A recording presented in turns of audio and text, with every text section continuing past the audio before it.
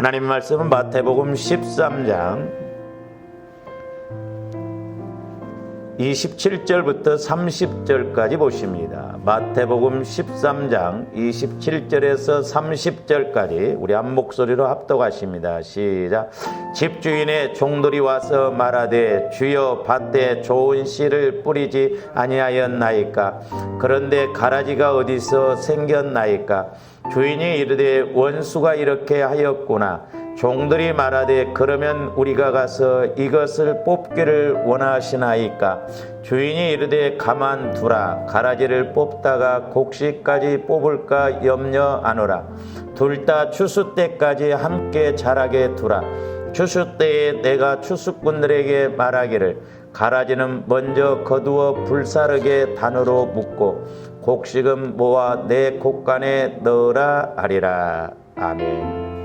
우리가 이제 지난 시간까지는 두 영역의 성장과 결과라고 하는 제목으로 말씀을 상고했습니다마는 오늘은 좀 제목을 바꿔서 가라지 그대로 두라는 의미인가라고 하는 제목으로 이렇게 서로 말씀의 은혜를 나누고자 합니다.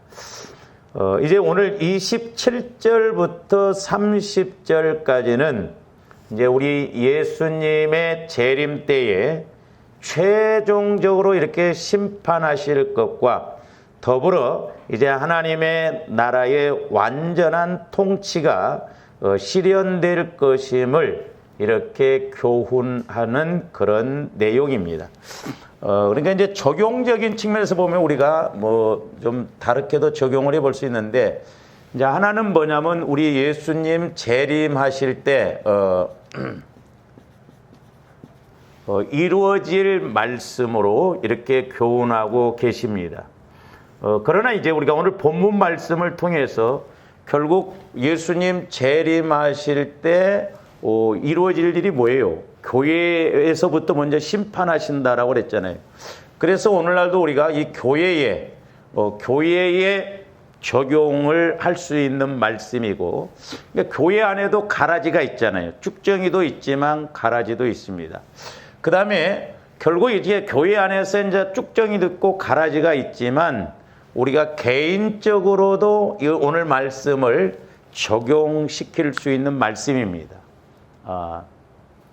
그래서 이제 어떻게 보면 말씀이라고 하는 것은 여러 측면에서 이렇게 말씀하시기도 하지만, 크게 보면 말씀은 이제 이렇게 숲으로 볼 줄도 알아야 되겠고, 하나는 그 숲 속에 있는 이제 나무를 우리가 이렇게 볼 줄 알아야 됩니다. 그러니까 총론적으로도 볼 줄 알아야 되고, 강론적으로도 우리가 볼 줄 알아야 되고, 또 말씀이라고 하는 것은 양면적으로도 우리가 볼 줄 알아야 되고, 또 말씀을 통해서 우리가 역설적인 측면에서도 우리가 볼 줄 알아야 되고, 또 말씀이라고 하는 것은 넓은 의미에서도 볼 줄 알아야 되고 긴 의미에서도 볼 줄 알아야 된다라고 하는 것입니다. 그렇기 때문에 이 66권의 말씀 문자적으로 이렇게 말씀하셨으니까 꼭 그것만 의미하지를 않습니다. 그러니까 분명히 오늘 말씀은 예수님 재림하심으로 말미암아 이제 이렇게 심판하실 것에 대해서, 그리고 하나님 나라가 온전히 이루어질 것에 대해서 말씀하신 것이지만, 오늘 본문 말씀은 교회와 개인에게도 오늘날 현재에도 나에게 적용되어질 말씀이다라고 하는 것입니다. 그래서 이제 좋은데 늘 성령의 지혜와 지식과 분별의 말씀을 통해서 우리가 교회적으로도 개인적으로도 이렇게 적용하고 나가는 저와 여러분들이 되어야 되겠습니다. 그런데 이제 문제는 뭐냐면, 이제 29절에서 30절 말씀을 보면 뭐라고 했습니까? 주인이 이르되 가만두라. 가라지를 뽑다가 곡식까지 뽑을까 염려하노라. 둘 다 추수 때까지 함께 자라게 두라. 그랬죠? 그러면 이제 29절에서 30절 말씀은 교회에서나 이렇게 개인적으로 마귀가 역사하고 있을 때 그대로 두라는 말씀인가? 우리가 문자적으로 보면 그렇게 해석할 수 있잖아요. 그러니까 우리가 오해하면 안 돼요. 지금 그러면 이게 밭에 마귀가 가라지를 뿌렸는데, 오늘날 교회에 마귀가 가라지를 뿌려서 이렇게 예수를 믿는다고 교회는 다니지만 가라지 역할을 하고 그럴 때 그러면 그대로 두라고 하는 말씀인가? 그거 아닙니다. 그러면 우리 예수님이 왜 이렇게 말씀하셨는가? 우리 인간의 속성을 잘 아시는 주님께서 지혜롭게 말씀하신 것입니다. 왜냐하면 마귀 역사로 인한 가라지와 같은 한 사람을 처리하다가 자칫 문제가 없는 그런 사람까지도 시험 들어서 문제가 커질 수 있기 때문에 그렇습니다. 이게 영적인 것이기 때문에 이게, 그래서 우리 예수님도 지혜롭게 지금 말씀하신 거예요. 그대로 두라는 의미가 아니다 이 말입니다. 만약에 이렇게 교회에서 어떤 사람이 아주 잘못해가지고 그 사람을 징계하거나 만약에 출교를 한다고 해보세요. 우리는 영적으로 친구가 되고 영적으로 교제가 이루어지고 영적으로 가까워야 되는데 인간적으로 정적으로 가까워져 가지고 나하고 친한 사람을 예를 들어서 교회에서 어떻게 했다 하면 이 사람을 예를 들어서 징계했다고 한다면 결국 이 사람까지도 시험 들고 이 사람을 출교시켰다면 이 사람까지도 교회 안 나올 수가 있거든요. 마귀 역사가 얼마나 교묘한가를 알아야 됩니다. 그래서 좋아하는데 교회 안에서도 분별을 잘해야 됩니다. 만약에 교회에서 어떤 사람을 출교시켜봐요. 다 한마디씩 할 수가 있거든요. 제가 언젠가 말씀을 드렸습니다마는 제가 아는 그 목사님이 이렇게 청주에서 목회를 하는데 저한테 그런 이야기를 하더라고요. 자기 교회에 신천지가 들어왔는데 두 사람인가 세 사람인가 이렇게 계속 다닌대요. 그래서 그 목사님이 성도들에게 이렇게 이야기를 해서 그 신천지 오는 사람들 출교를 시켜야겠다고 그랬더니 뭐라고 말을 하냐면, 목사님 그 사람들도 한 영혼이지 않습니까? 변화시켜야지 왜 출교시킵니까? 그러더래요. 쥐가 그러면 변화시키지.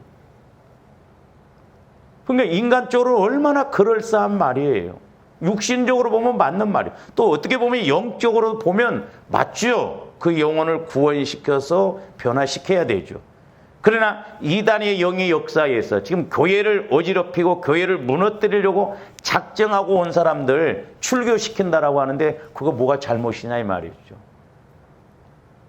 그러니 이단을 출교시켜도 그렇게 지금 말을 하는데 이단이 아닌 가라지 역할을 하고 그런 사람을 만약에 출교시킨다고 그러면 그 사람들이 더더구나 가만히 있겠냐고요.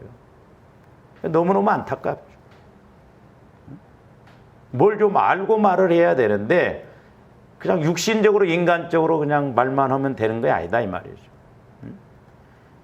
그래서 좀 저와 여러분들이 영적으로 이렇게 목회자도 마찬가지지만 성도들도 영안이 열려지고 귀가 열려져서 우리가 말씀을 통해서 이렇게 영분별을 잘하고 어느 것이 생명길이고 어느 것이 사망의 길이고 어느 것이 옳고 잘못된 것인가를 알아야 될 줄로 믿습니다. 무조건 좋은 게 아니에요.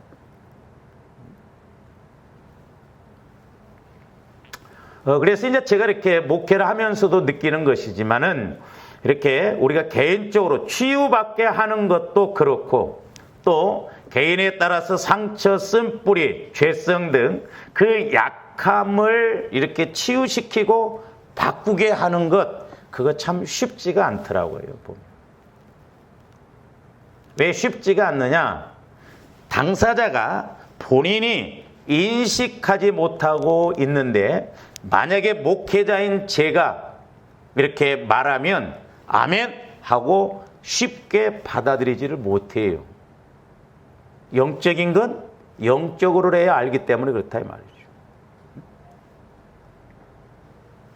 그래서 이렇게 본인들이 그걸 어떤 내 약함과 영적인 문제를 인식하지 못하면 그것 치유시키기가, 그걸 바꾸기가 쉽지 않습니다. 그래서 저와 여러분들 개인적으로 우리가 적용을 할 때도 내 안에 가라지 역사가 뭔가 이거 알아야 돼요.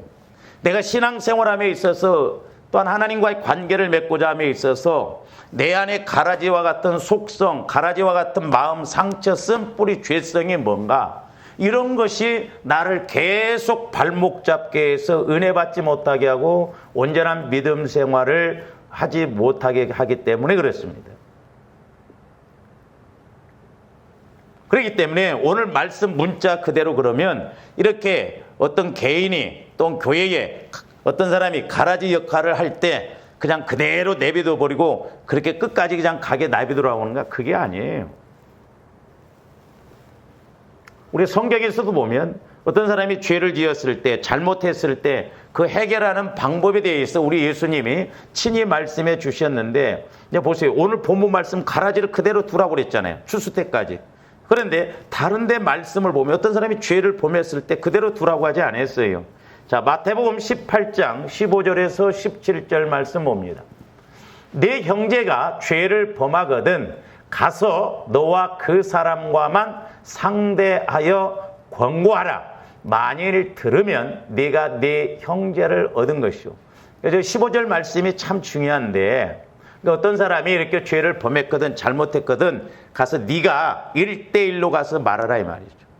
그래서 우리가 이렇게 참 영적으로 친구가 있는 게 중요합니다.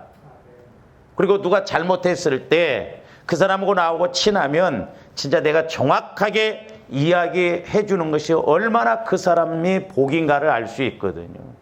그러니까 1대1로 먼저 가서 이야기를 좀 해보라는 거예요.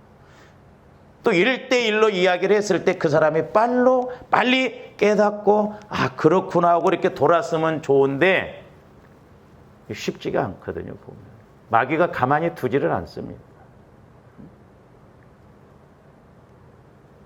그래서 저도 목회를 하면서 느끼는 게 뭐냐면 좋아하는데 어떤 죄의 문제 이런 것도 문제지만은 우리의 이렇게 약함, 죄성, 상처 이런 것이 있을 때 여러분들도 기도하면서 내 약함을 깨닫고 또한 저도 저에게 맡겨준 영혼들이기 때문에 성령께서 분명히 말씀해 주시거든요.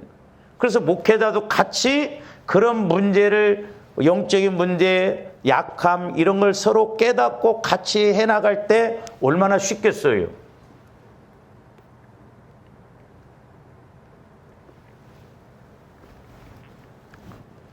그러면서 저기 보면 이제 이렇게 혼자 가서 그래서 처음에 이렇게 1대1로 할 때가 제일 좋아요. 근데 때로는 목회자가 1대1로 해도 안 되거든요. 그 다음에 16절 만일 듣지 않거든 한두 사람을 데리고 가서 두세 증인의 입으로 말마다 확증하게 하라. 그러니까 이제 한 사람 가서도 안 되면 두세 사람 가서 집사님 선은 이렇고 후는 이렇지 않냐 생각해봐라 이렇게 하는 게 낫지 않냐 그렇게 권면해서 이렇게 교회가 세워질 수 있도록 마귀가 틈타지 못하도록 그렇게 해서 바로 가야 된다 이 말이죠. 권면하러 간다고 그래갖고 같이 시험 들어버리고 같이 그냥 똑같은 사람 돼버리고 우리 한국 사람은 뭉쳐놨다 하면 모였다 하면 그러잖아요. 어떻게 보면 이때 뒤에 가서 보겠습니다만은 진짜 서로 간에 그런 영적인 문제가 있을 때 정확하게 이야기해주고 권면해줄 수 있고 기도해줄 수 있고 세워줄 수 있다고 한다면 그건 복이에요. 근데 오늘날 교회 안에서 이게 이루어져야 되는데 이런 것은 안 이루어지고 개모임처럼 뭐 어떤 그냥 사사로운 것 그런 것으로 자꾸 이렇게 가려고 하니다 보니까 안타깝죠. 그 다음에 계속 봅니다. 이제 두세 사람이 가서도 안 되면 어떻게 라고 했어요? 만일 그들의 말도 듣지 않거든 교회의 말하고 교회의 말도 듣지 않거든 이방인과 세리와 같이 여기라는 거예요. 이방인과 같이 여기라는 거예요. 그러니까 아까 가라지처럼 저렇게 해결책을 제시해서 그렇게 하도 끝까지 안 되면 가라지로 여기고 이방인처럼 놔두라는 거예요. 어떻게 하겠어요? 이게? 아무리 권면해도 깨닫지 못하고 변화되지 못하고 그런다면 바꿔지지 않는다고 하면 어쩔 수가 없죠. 우리가 힘으로 할 수 있습니까?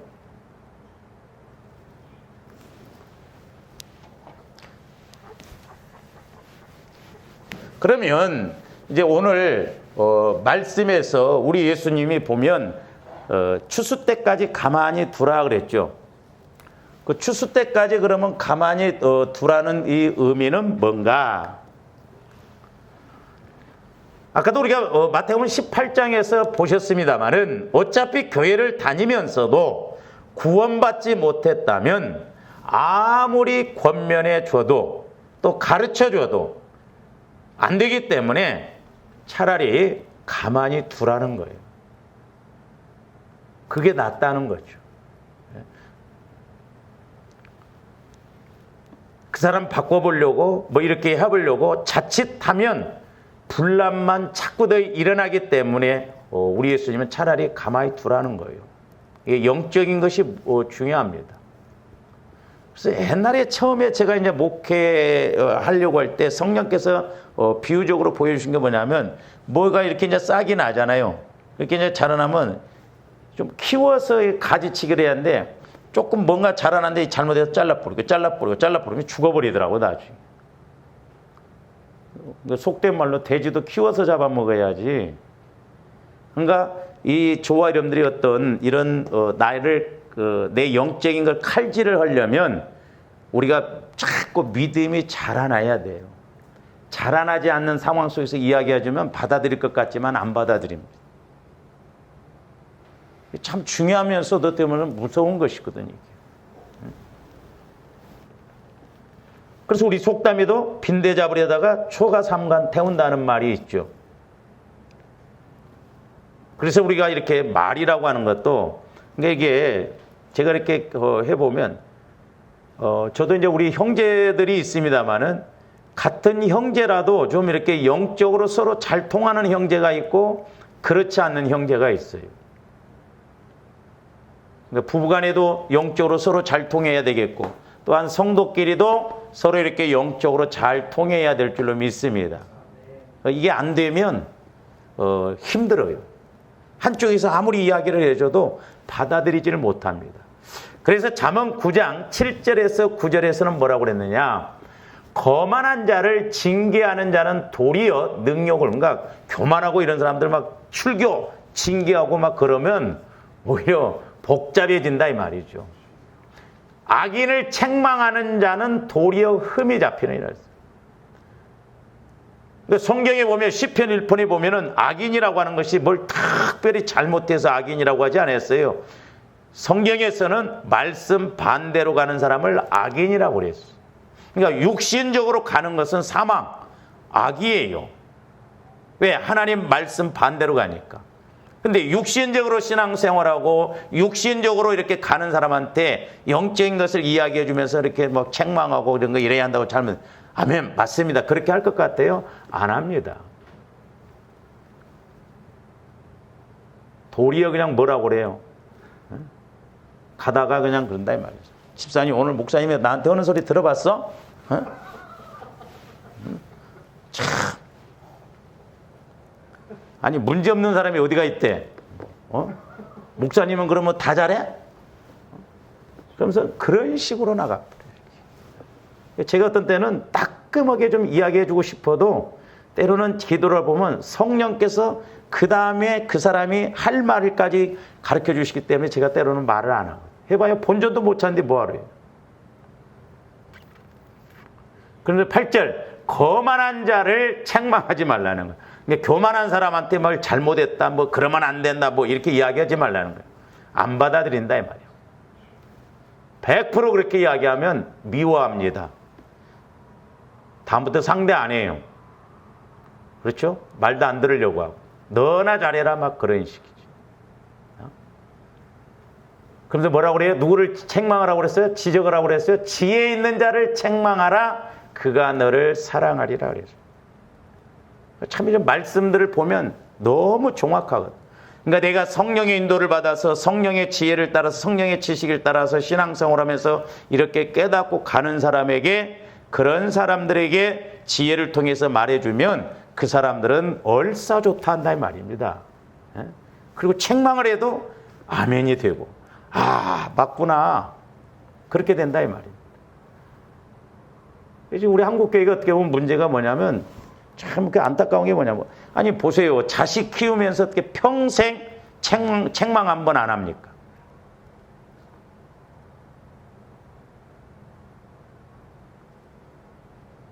교회도 영적으로 보면 때로는 책망해야 하잖아요. 왜? 분명히 교훈과 책망과 바르게 함으로 교육하라고 그랬거든요. 근데 우리 한국교회 목사님들이 뭐라고 하냐면, 책망 설교는 1년에 한 번만 하라는 거예요. 성도들이 시험 듣는다는 거예요. 무슨 모임 단체냐 이 말. 그러니까 우리가 영적인 걸 모르면 좋은 게 좋다라고 하는 식으로 갈 수밖에 없지. 너무너무 안타까워. 근데 이제 보세요. 가면 갈수록 어떻게 보면 제 개인적으로 생각할 때 목회가 어려운 것이 목회자가 영적으로 몰라서도 어려울 수도 있지만 목회자가 영적으로 알아도 어려울 수밖에 없겠더라고. 왜냐? 성도들이 책망의 이런 영적인 것을 지적하고 이런 소리를 안 들으려고 합니다. 지금. 그냥 귀나 살살 듣기 좋은 소리만 해주고 이렇게 해주고 그래야지 집사님, 권사님, 장로님 이런 것은 좀 이렇게 해서 이제 그런 소리 안 듣고 신앙생활을 하려고 합니다. 그런 소리 해보세요. 뭐 교회가 여기만 있냐? 딴 데로 가버립니다. 참 너무너무 안타깝죠. 때로는 책망도 해야 되는데 또 성령께서 분명히 책망하시는데 그걸 우리가 안 듣고 그렇게 하려고 하니 참 안타깝죠.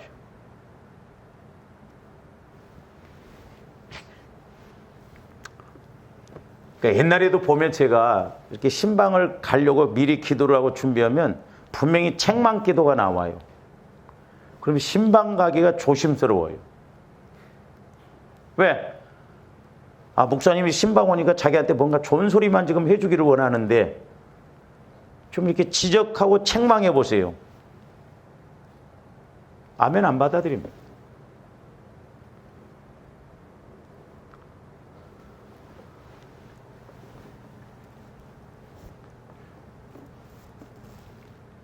그 다음에 9절도 봅니다. 지혜 있는 자에게 교훈을 더하라. 그가 더욱 지혜로워질 것이요. 의로운 사람을 가르치라. 그의 학식이 더하리라 그랬어요. 그러니까 자꾸 저와 여러분들도 기도하면서 성령의 지혜를 통해서 자꾸 영적으로 깨닫고 또 목회자인 저도 성령을 통해서 자꾸 지혜의 말씀을 받아서 이렇게 같이 공유할 때 자꾸 믿음도 자라나고 내 약함도 처리하게 되고 그러고 얼마만큼 우리가 성화가 이루어지느냐 그게 관건이에요. 저도 어떤 때는 참 제 문제죠. 내가 한계가 여기까지인가? 막 그런 생각이 들 때가 있어요. 왜냐하면 여러분들이 변화가 일어나야 되는데 변화가 안 일어난다면 생각과 마음이 뭔가 바꿔져야 되는데 안 바꿔진다고 한다면 새벽마다 기도할 때 성령께서 우리에게 주시는 메시지를 때로 들어보면 이렇게 하고 이렇게 하고 이렇게 해서 이렇게 가라고 하는데 그게 안 된다고 한다면 얼마나 우리가 신앙생활하기 힘듭니까? 그 다음에 잠언 25장 11절에서 12절도 봅니다. 저기에도 이제 중요한 것 두 가지를 우리가 알 수가 있는데 11절 보니까 경우에 합당한 말은 아로새긴 은쟁반의 금사관이라 그랬죠. 그러니까 경우에 합당하게 말을 하라 이 말이죠. 다시 말씀드리면 우리 이렇게 교제를 하다 보면 그래서 교제가 참 중요합니다. 그래서 교제가 중요하고 또한 목회자와 성도, 성도와 성도끼리 중요한 게 뭐냐면 서로 이렇게 기도하다가 성령을 통해서 주시는 깨달음, 이건 지혜잖아요. 그러니까 서로 이렇게 깨달은 말씀을 가지고 이야기할 때 때로 내가 어떤 사람을 중복 기도를 할 때 성령께서 지혜를 통해서 지식의 말씀을 통해서 주시는 말씀, 그게 그 사람의 영적 상황이에요. 왜냐하면 우리 영적인 게 먼저 해결되어지면 나머지는 결과적으로 와잖아요. 그러니까 영혼이 잘 되면 범사가 잘 되고 강건하다고 그랬잖아요. 그러니까 우리가 이렇게 거기에 딱 기가 막히게 내가 어떤 문제를 가지고 기도하고 이러겠는데 어떤 사람을 통해서 내가 기도했던 말이 탁 이렇게 내게 깨달음으로 와줘 봤어요. 그러니까 지혜롭게 합당하게 성령을 통해서 지혜롭게 그 영적인 문제를 이렇게 이야기해주고 때로는 환경적인 문제에 대해서도 이야기를 해줄 때 그게 은쟁반의 금사과라는 거예요. 그러니까 11절에서는 저게 뭐라 하냐면 말하는 지혜를 말하고 있어요. 그러니까 우리가 성령의 인도를 통해서 지혜로운 말, 그 영혼이 변화되고 그 문제가 좀 해결되어지고 그 영적인 문제를 깨달아서 참으로 하나님과의 더 가깝게 갈 수 있는 그런 합당한 말, 이게 성령의 지혜를 통해서 주시는 말씀이거든요. 그래서 이렇게 본인들도 깨닫고 또한 목회자인 저도 깨닫고 해서 저도 이렇게 해보면 영적으로 이렇게 깨어있고 지혜의 말씀을 받아보고 이런 사람은 대화를 해봐도 이렇게 전화 통화를 해봐도 이렇게 통해요.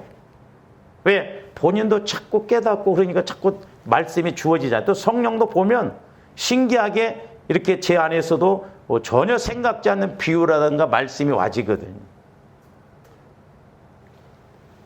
그래서 이 교제가 너무너무 중요합니다. 그 다음에 12절 보세요. 12절은 슬기로운 자의 책망은 청종하는 귀의 금고리와 정금 장식이니라. 그런데 저기서 12절에서 말씀하신 것은 뭐냐면 말을 여기서는 잘 듣는 지혜를 말하는 거예요. 그러니까 12절에서는 말을 잘 들을 수 있는 지혜.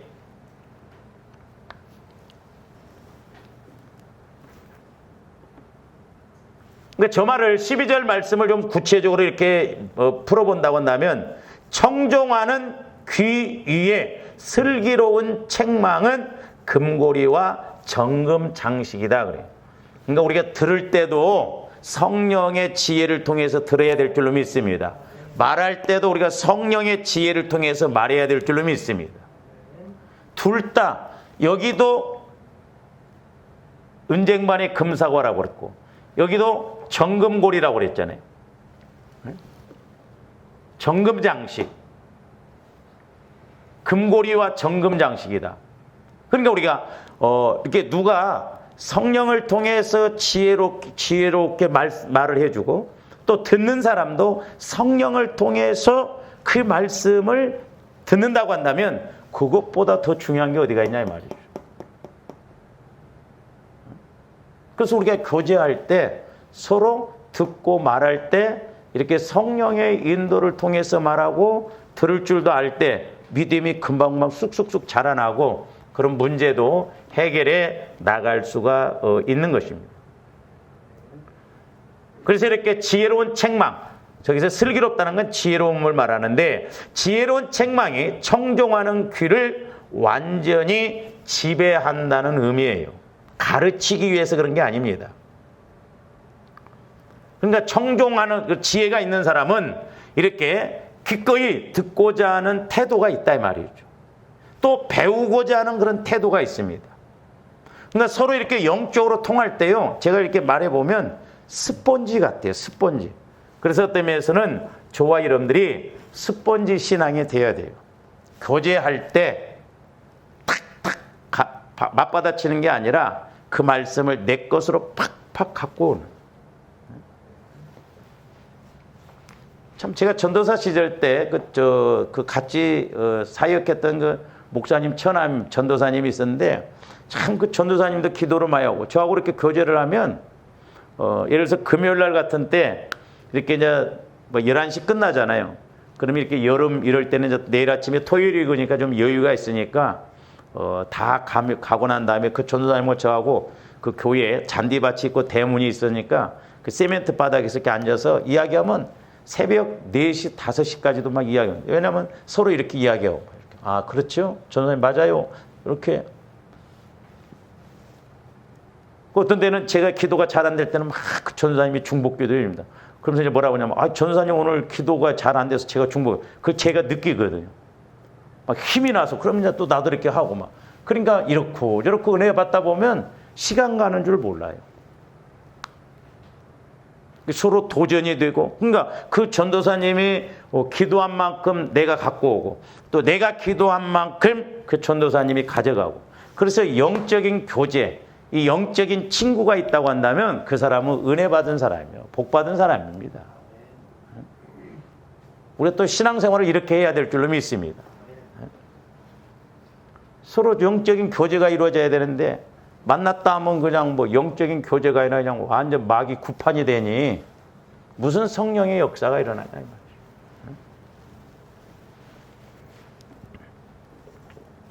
그래서 오늘 25장 11절 12절에 보면 듣는 것도 금으로 말을 했고 또 말하는 것도 금으로 이렇게 표현했어요. 그만큼 중요하고 가치로 따지면 금보다도 더 중요하다 이 말입니다. 그래서 우리가 성령의 인도를 통해서 우리가 이렇게 말을 하고 기도하고 그럴 때, 저도 이렇게 성령의 인도를 통해서 깨달음을 받을 때 평생 가도 우리가 본인들이 모를 수 있거든요.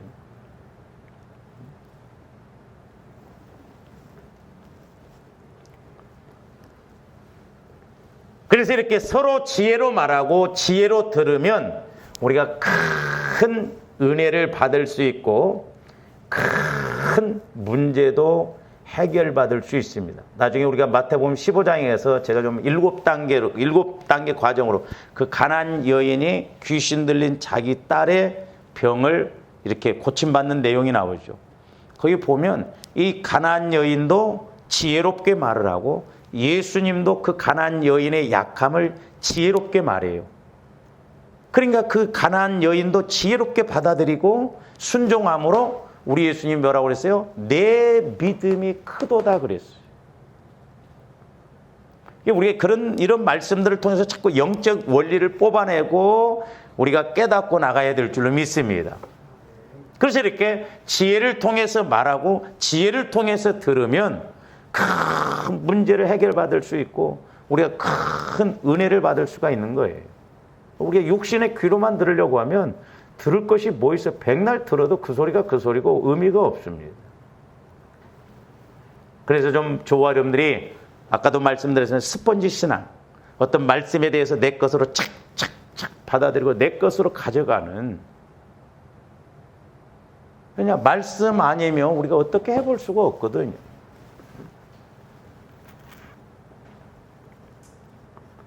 그래서 이렇게 추수 때까지 가만히 두라는 의미는 그냥 그대로 두라는 의미가 아니고 이렇게 말씀대로 우리가 이렇게 권면도 하고 계속 해도 교회에서 이제 최종적으로 안 될 때는 차라리 가만히 두라 이 말이죠.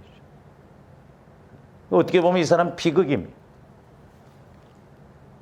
참 보세요. 우리 예수님 12제자 중에 그나마 12명 중에 1명 가룟 유다 그렇게 예수님이 권면해주고 말씀해주도 안 듣잖아요. 예수님도 안 되시잖아요. 왜? 말씀이란 건 본인이 인격적으로 받아들여야 되기 때문에 그렇습니다. 그러면 조가림도 이 가라지를 뽑아야 할 거 아니에요. 그렇죠? 가만히 두라는 꼭 의미가 아니에요. 뽑아야 돼요. 그러면 가라지를 뽑으려면 어떻게 뽑아야 하는가? 참 저는 개인적으로 제가 시골서 자라났고 어렸을 때 이제 우리 집에 농사를 이렇게 보리 농사 이런 것도 다 져봤거든요. 근데 여기서 이제 가라지라는 건 독보리를 말하거든요. 그러니까 참 시골서 살았기 때문에 그런 경험이 있었기 때문에 이런 말씀을 성령께서 조명해 주실 때 훨씬 이해가 빠르면서 아 그렇구나라는 것이 이렇게 깨달아지더라고요. 도시에 사는 사람들은 이런 말씀 해석을 잘 못 할 거예요. 분명히 그러면 오늘 말씀을 그대로 두라고 하지만 꼭 그대로 두라는 거예요. 가라지를 뽑아야 돼요. 가라지를 처리해야 될 줄로 믿습니다. 교회가 됐든 개인이 됐든 내 안에 가라지가 있으면 그 가라지를 뽑아내야 되죠. 처리해야 되죠. 그래서 제가 이제 여러분들이 해석해 보여요. 이렇게 뽑으면 안 되고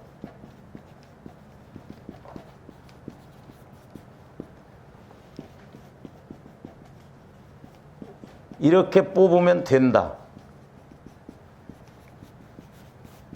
자, 하나는 뭐예요? 이렇게 뽑으면 안 되고 이렇게 뽑으면 된다. 이게 뭔 말이에요?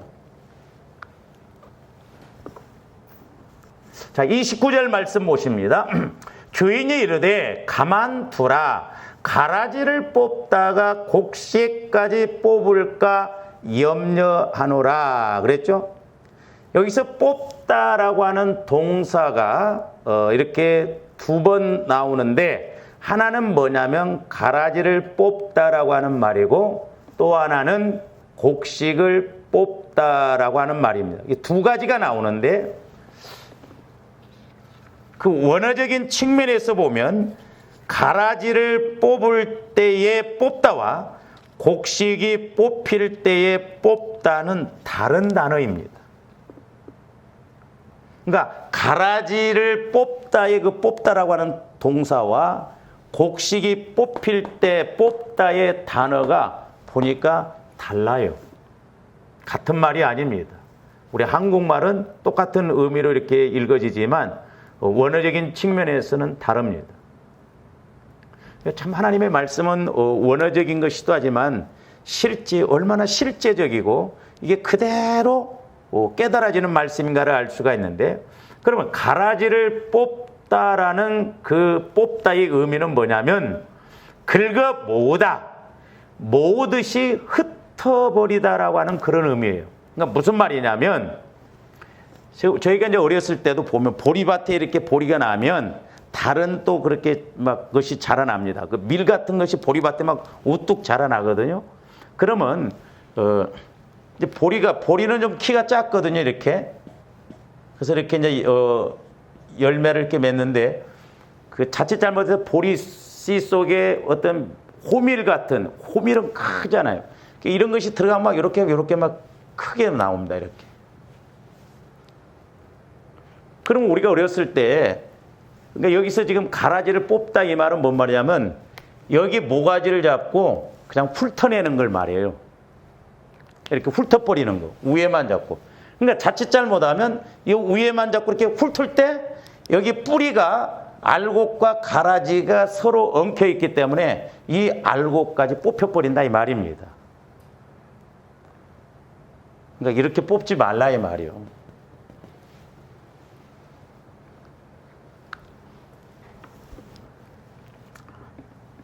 그러니까 가라지의 목을 잡고 그것만 훑는다 해도 곡식의 뿌리까지 이렇게 뽑혀버릴 우려가 있기 때문에 함부로 가라지를 훑으려고 해서는 안 돼. 그러니까 이런 식으로 여기서 뽑는다는 거 요거를 잡고 훑다 그런 말. 그러니까 요것만 잡고 이렇게 훑으려고 이렇게 뽑으려고 그렇게 하지 말라 이 말이죠. 그러니까 오늘날 성도들도 마찬가지예요. 조합원들 개인적으로도 마찬가지입니다. 아까 이렇게 성도 누가 하나 이렇게 뭐 하려다가 옆에 사람이 시험 낼 수 있고, 또 저와 여러분들도 마찬가지예요. 내 안에 가라지 내가 인식 못하는데 자꾸 목회자인 내가 막 집사님 권사님 막 자꾸 그거 갖고 말하면 기분 나빠해 버립니다. 그러니까 우리가 분별을 잘하고 뽑아내야 되거든요.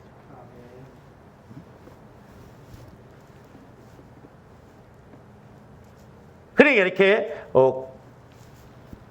가라지를 훑어서 뽑으려고 하다가 자칫 잘못해서 이렇게 곡식의 뿌리까지 뽑힐 염려가 있기 때문에 함부로 가지를 그렇게 훑어서 뽑으려고 하지 말아라는 거죠.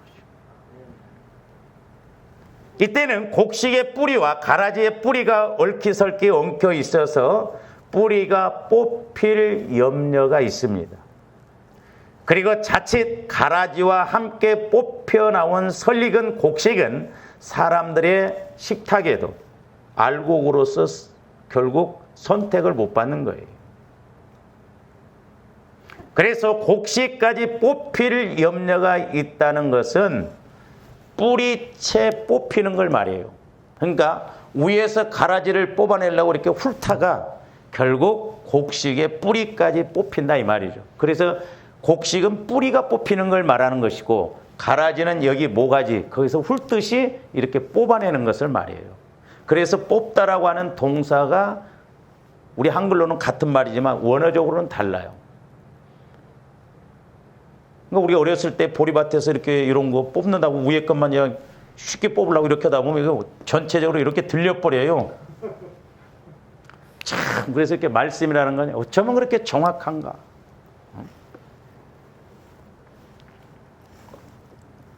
그래서 이렇게 뽑혀버리면 좋은 씨에서 기대되는 알곡으로서의 사명을 다 감당하지 못하고 사라지고 마는 것입니다. 그렇죠? 중간에 이렇게 이거 처리하려다가 이렇게 뽑다 보면 차라리 자연법칙으로 본다고 한다면, 그래서 우리 예수님이 하신 말씀은 내비둬라. 이 곡식이 익을 때까지 가만히 둬라. 익으면 뭐 뿌리가 뽑히든 어쩌든 알곡만 걷어가기 때문에 이때는 문제될 것이 없다 이 말이에요. 그래서 우리가 이제 마태복음 13장 뒤에 가서 보면 천국은 자라나는데 겨자씨와 같이 자라나는데 나중에 나물과 같은 겨자씨가 자라서 나무가 된다고 해요. 새들이 깃들인다고 그러잖아요. 제가 그 말씀을 나중에 제가 이제 설교를 하겠으면 저는 적용할 때 이게 어떻게 적용할까? 근데 어느 날 제가 새벽에 기도할 때 너희들이 믿음이 자라나면 조아린데 죽는 그날까지 약함이 있어요. 근데 그 약함이 문제될 것이 없더라고. 마귀 역사가 있어요. 분명히. 그러나 그 마귀 역사가 힘을 발휘하지 뭐. 그러나 겨자씨가 적을 때는 새가 먹어버리잖아요. 근데 그 겨자씨가 자라나니까 새들이 오히려 와서 깃든다. 그렇다고 해서 마귀를 품고 있으라는 게 아니고 마귀 역사가 방해를 못해요. 알고도 공격을 못한다 이 말이죠. 그러니까 차라리 추수 때까지 두면 이 알곡이 추수될 때는 뿌리가 뽑혀도 상관없잖아요. 그래서 저와 여러분들이 지속적으로 그러니까 영적인 힘을 키워야 되는데 제가 옛날에 이제 기도할 때도 이런 비유를 이렇게 보여주시는데 우리가 환경적으로 이렇게 비슷하면 그러니까 내가 어떤 환경적인 것하고 내 믿음이 비슷하면 이 환경적인 걸 놓으라고 하면 못 놉니다. 비슷하니까 이걸 놓으면 어떻게 될 줄 알아요. 그래서 조언들 평상시에 자꾸 하나님과의 관계를 높이고 이 환경적인 것을 이렇게 낮춰서 나중에는 이걸 딱 놓더라도 하나님이 일하시거든요. 그러니까 이제 우리 목사님들도 시작부터 사모님들이 돈을 벌고 뭐 하면요 생활 패턴이 있기 때문에 못 놓습니다.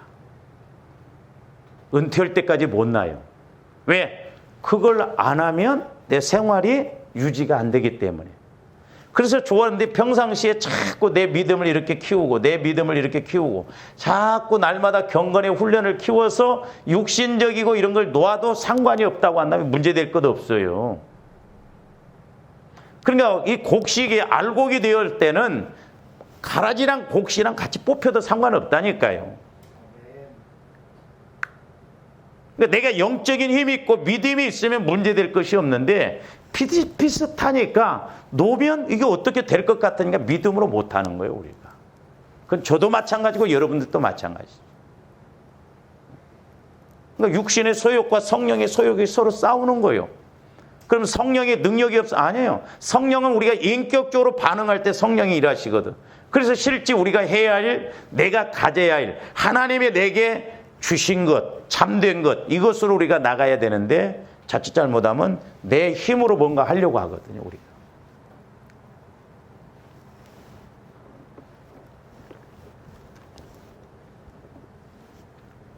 이렇게 뽑혀버리면 이제 좋은 씨에서 기대되는 알곡으로서의 사명을 다 감당하지 못한다 이 말이죠.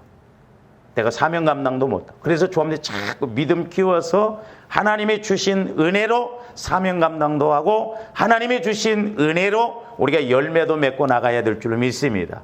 우리 육신의 것은 한계가 있거든요. 그래서 이제 추수 때가 되면 곡식은 모아서 곡간에, 가라지는 불에 던진다라고 그랬죠. 그러면 가라지를 어떻게 뽑으면 돼요? 그러니까 아까 말씀드렸죠? 이렇게 뽑으면, 훑듯이 그렇게 뽑으면 안 되고, 그러면 이렇게 뽑으면 되는데 이렇게 어떻게 하면 그러면 가라지를 뽑아내는가? 이건 제 경험이에요, 실제. 자, 보리밭에 이렇게 보리가 막 있습니다, 이렇게. 막 흙이 있고. 가라지가 예를 들어서 막 이렇게 뭐 쓸데없는 호밀 막 이런 것이 이렇게 있다 이 말이죠. 그러면 여러분들 이거 어떻게 뽑는 것이 좋겠어? 그러니까 성령께서 조명을 해주셔도 현장이 보여져야 되거든요. 제 경험상 보면 이거 뽑을 수 있어요. 가라지. 이게 곡식 안 상하고. 어떻게? 옆에 흙을 곡식이 있는데 여기에 딱 받고 그 가라지만 딱 잡아서 딱 뽑아내면 돼요. 이해가 갑니까? 그러니까 밑에를 여기서 훑듯이 이렇게 뽑으려고 하니까 문제인데 여기를 단단히 밟고 왜 이게 뿌리가 못 떠나오도록 알고 그리고 이 가라지만 밑에를 딱 잡아서 그냥 싹 뽑으면 뽑혀져요. 그러니까 저와 여러분들이 약한 부분이 있지만은 우리가 계속 말씀 받고 기도해서 우리가 핵심적으로 그 부분을 알고 인식해서 이렇게 가면 상처 안 받고 힘 안 들고 뽑아낼 수가 있습니다. 결국에는 믿음의 문제예요. 믿음의 문제. 그래서 교회적으로 적용을 해본다고 한다면 우리가 문제가 있다면 같이 그 문제를 인식해야 돼요. 아, 이건 이렇게 해야 되겠다. 서로 한 마음이 돼야 되는데 열이면 열 다 생각이 다르다 보면 그 문제 해결할 수 없어요. 개인적으로도 마찬가지입니다. 저와 여러분의 영적인 문제를 미리미리 알고 인식하며 처리하는 것이 중요해요. 그러니까 내가 어떤 문제도 인식하면 처리할 수 있어요.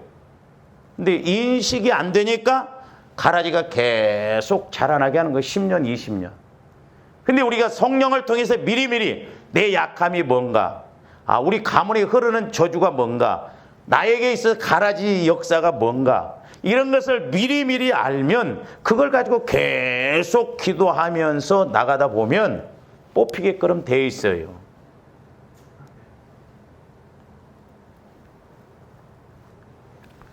그래서 이 영적인 문제, 즉 가라지 문제는 내가 성령 하나님을 통해서 조명받아야 돼요. 성령 하나님을 통해서 조명받고 성령 하나님을 통해서 가르침을 받아야 돼요.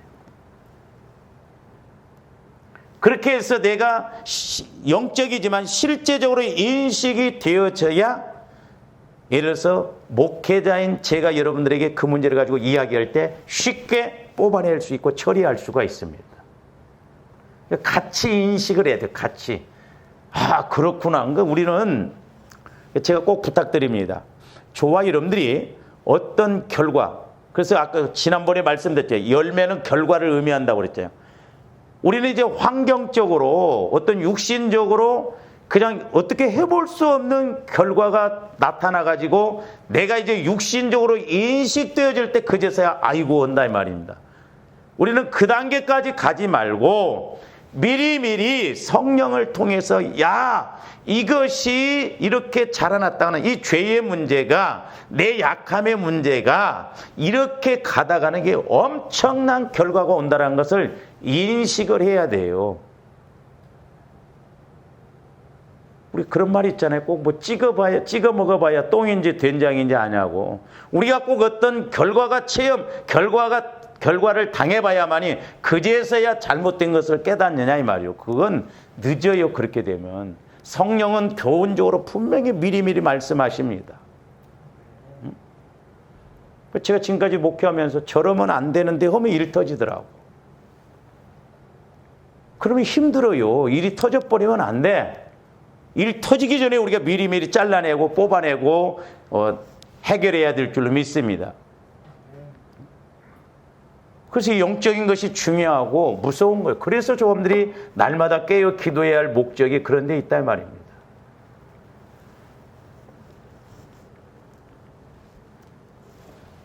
그래서 아까도 말씀드렸습니다만 이게 기도하지 않고 같이 성령을 통해서 조명받지 않고 인식하지 않으면 마귀가 뭘 통해서 꼭 가로막냐 하면 저와 여러분들의 자존심과 감정으로 받아들입니다. 그러니까 아멘이 아니에요. 내가 해보려고는 안 해요. 그 신기해요. 감정과 자존심은요, 어떤 영적인 게 딱 가잖아요. 그러면 안 받아들입니다. 스펀지처럼 이렇게 받아들이지를 않아요. 이게 어떻게 보면 무서운 거거든요. 그래서 조합들이 자존심, 감정 버려야 돼요.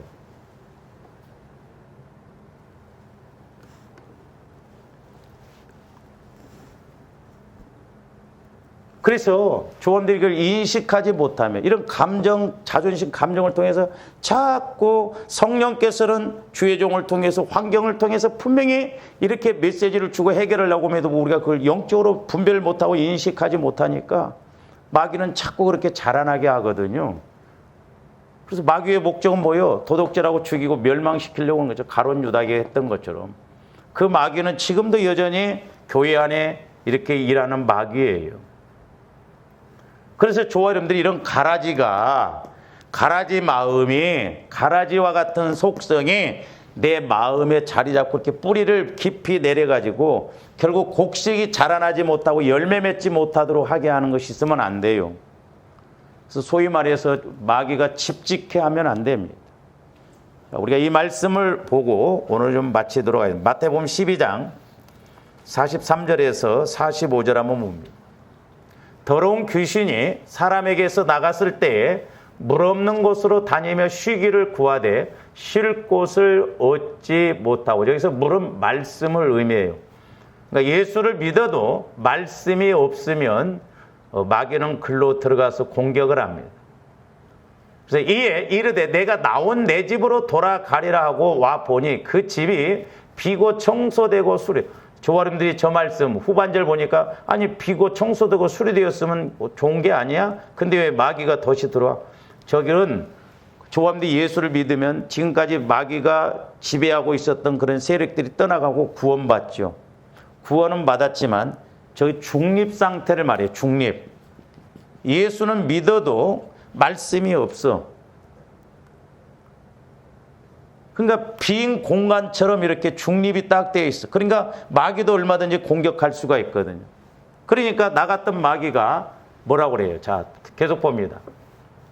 이에 가서 저보다 더 악한 귀신 7을 데리고 들어가서 거하니, 그러니까 자기가 있을 때보다 나갔다가 와서 보니까 다른 귀신을 데리고 들어오기가 더 좋아. 어떻게 보면 자칫 잘못하면 예수 믿고 더 악해지고 예수 믿고 다 이렇게 저주받는 경우도 없잖아 있어요. 그래서 우리가 영분별을 잘해야 돼요. 그래서 뭐라고 써요? 귀신 7을 데리고 들어가서 거하니 그 사람의 나중 형편이 전보다 더욱 심하게 되느니라. 이 악한 세대가 또한 이렇게 된다고 그랬어요. 예수 믿기 전보다 더 어렵다는 거예요. 그래서 좋아하는데 늘 우리 마음의 이런 영적인 문제, 가라지 문제를 처리해서 내 마음이 성전이 되어져서 성령께서 마음껏 일하시고 마음껏 쓰시고 마음껏 복을 받는 그런 믿음이 되어져야 될 줄로 믿습니다. 그래서 가라지를 뽑지 말라고 한 것은 그냥 무조건 뽑지 말라라는 의미가 아니에요. 우리가 말씀을 이렇게 구체적으로 보면 아 그래서 그렇게 말씀하셨구나. 그러므로 조아람들도 개인이 됐든 교회가 됐든 우리가 늘 내 안에 가라지가 뭔가 이걸 인식해서 부지런히 성화 구원을 이루어서 내 마음이 주님 마음으로 이루어져서 이 악한 시대 말에 주님과 동행하고 승리하는 조함들 되시기를 주님의 이름으로 축원을 드립니다. 기도하십시오. 사랑의 주님 감사를 드립니다. 이제 하나님의 말씀은 어제나 오늘이나 영원토록 동일한 말씀이요 또한 우리에게도 적용되어진 말씀이 오며 날마다 저희들 근신하여 깨어 기도하기에 힘쓰게 하여 주시고 기도를 통하여 우리가 처리해야 할 가라지를 알게 하여 주시고 또 우리가 받아야 할 은혜도 알게 하여 주셔서 은혜 받고 쓰임 받고 복을 받게 하여 주시옵소서. 감사를 드리오며 예수 그리스도 이름으로 기도하옵나이다.